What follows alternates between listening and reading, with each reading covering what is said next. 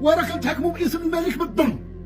وكنتحكموا باسم جلالة الملك إلا بالظلم، وهذا الملك راه كيحكم علينا إلا بالظلم في هذا المغرب، وراه حنا تقهرنا في هذه البلاد، وراه حنا مظلومين، وراه حنا مقهورين. رئيسة المحكمة أسماء يحلو،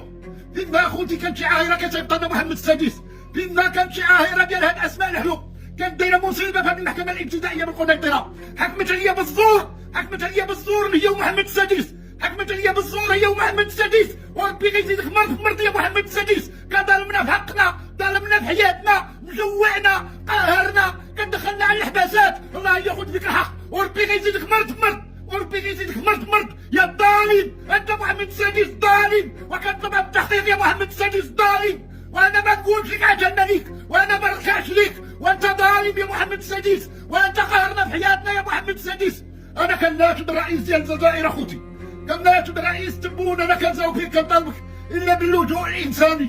كنطالبك يا سادة الرئيس الا باللجوء الانساني، وبغيت نهرب من بلاد الدل، وبغيت نهرب اخوتي من بلاد القهرة، وراه حنا مقهورين، وراه حنا مظلومين في المغرب، وراه حنا مقهورين ومظلومين في المغرب اخوتي، وانا كنناشد بوليساريو وكنناشد الجزائر، ورحمونا من هذا الظلم، واستعمرونا وبغيناكم تستعمرونا، وانا كنناشد الجزائر وبوليساريو بغيناكم تستعمرونا، وراه حنا مظلومين في المغرب، وراه حنا مقهورين وعايشين اخوتي بدون حقوق الانسان. هذا هو المغرب. رئيسة مشيت للجمهورية كتسمع قال لك رئيسة حكم عليك بجلالة الملك،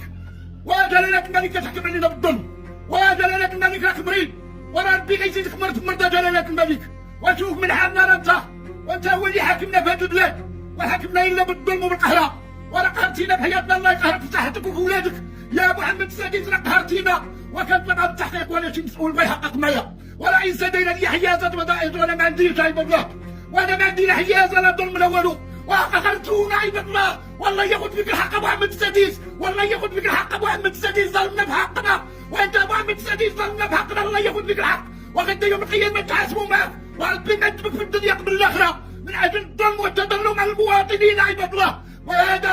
هو المغرب عباد الله.